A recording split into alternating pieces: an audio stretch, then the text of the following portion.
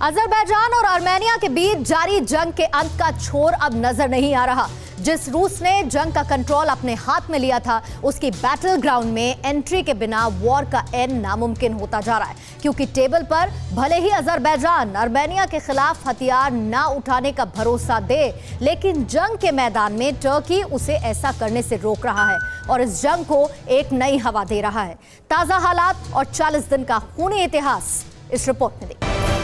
विध्वंसक हथियार, बारूदी संग्राम, नागोर्नो काराबाख की जमीन पिछले 40 दिनों से इसी तरह धधक रही है।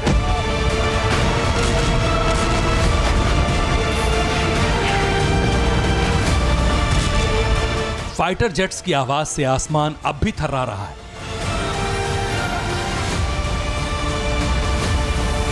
ये बारूदी वॉर फ्रंट कब शांत होगा, किसी को नहीं पता। जो पता है वो सिर्फ इतना कि आर्मीनिया के खिलाफ इस्लामिक फ्रंट बन गया। क्रिश्चियन कम्युनिटी वाले इस मुल्क के संपूर्ण विनाश का ब्लूप्रिंट तैयार हो गया।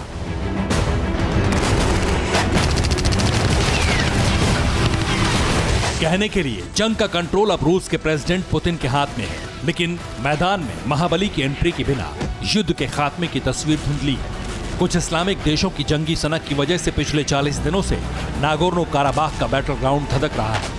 आर्मीनिया के खिलाफ अजरबैजान, तुर्की और पाकिस्तान का ज्वाइंट अटैक अब भी जारी है और इसका खामियाजा अब तक सिर्फ आर्मीनिया को भुगतना पड़ रहा है।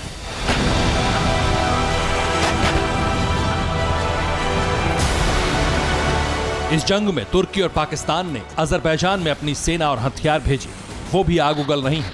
तुर्की की तरफ से सीरिया, लीबिया और लेबनान से जंग में उतरे पेड आतंकियों की ब्रिगेड भी कत्लेआम कर रही है और इस जंग के मास्टरमाइंड एर्दोआन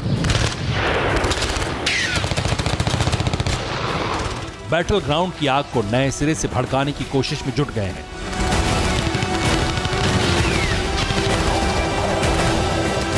रूस नागोर्नो काराबाख की जमीन पर जारी जंग का कंट्रोल हाथ में ले चुका है। एक उम्मीद थी कि जल्द ही धधकते हुए इस बैटल ग्राउंड पर युद्ध विराम की घोषणा होगी, लेकिन तुर्की के सनकी सुल्तान एर्दोआन ने इस उम्मीद पर पानी फेर दिया है। काराबाख के जंगी मैदान को लेकर जो खुलासा हुआ वो इसकी तस्दीक कर रहा है। तुर्की ने काराबाख पर हमले की नई तैयारी की है। बैटल ग्राउंड में एर्दोआन ने F-16 जेट्स भेजे हैं। आर्मीनिया की सेना पर हवाई हमले की तैयारी है। हमले से पहले काराबाख से तुर्की सेना पीछे हटेगी। अजरबैजानी सेना को भी अलर्ट कर दिया गया है और ये सब हो रहा है सिर्फ तुर्की के राष्ट्रपति एर्दोआन की उस सनक की वजह से, जिसमें वो खुद को भविष्य में इस्लामिक देशों के खलीफा के तौर पर देख रहे हैं। रूस की नजरों से बचकर तुर्की अमेरिका से मिले फाइटर जेट का इस्तेमाल करने की कोशिश में है। आसमान से बारूद बरसाकर आर्मेनिया को तबाह करने की कोशिश में है, वो भी सिर्फ इसलिए ताकि अजरबैजान रूस की एंट्री से पहले ही जंग जीत ले और तुर्की आतंकियों की मदद लेने के कलंक से भी बच जाए, जबकि सच्चाई पूरी दुनिया जानती है। तुर्की से 3 महीने के लिए ISIS के 4000 आतंकियों का कॉन्ट्रैक्ट है। तुर्की इन दहशतगर्दों को आर्मीनिया के खिलाफ इस्तेमाल कर रहा है। लड़ने के लिए ISIS आतंकियों को महीने के $1800 दे रहा है और ये सभी आतंकी इस वक्त आर्मीनिया के खिलाफ लड़ रहे हैं।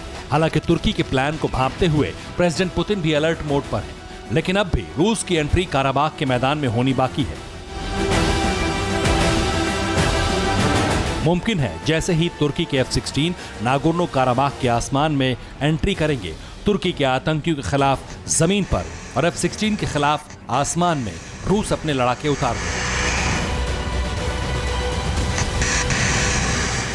पूरी दुनिया के लिए यह यकीन करना मुश्किल है कि सीरिया, लीबिया और लेबनान के दहशतगर्द सैनिकों के भेष में आर्मीनियाई फौज से लड़ रहे हैं, लेकिन 40वां दिन इस जंग की दिशा तय कर रहा है। जिस खूनी संघर्ष के थमने का अनुमान था वो और ज्यादा भीषण होने की आशंका है, क्योंकि आर्मीनिया ने ISIS आतंकियों की टोली और तुर्की के F-16 से जुड़े पुख्ता सबूत जुटा लिए हैं, जिनके पुतिन तक पहुंचते ही विध्वंसक जंग तय हो जाएगी। Bureau report, TV9 Bharatvarsh. News top 9 रोज सुबह 7 बजे और शाम 7 बजे सिर्फ TV9 भारतवर्ष पर।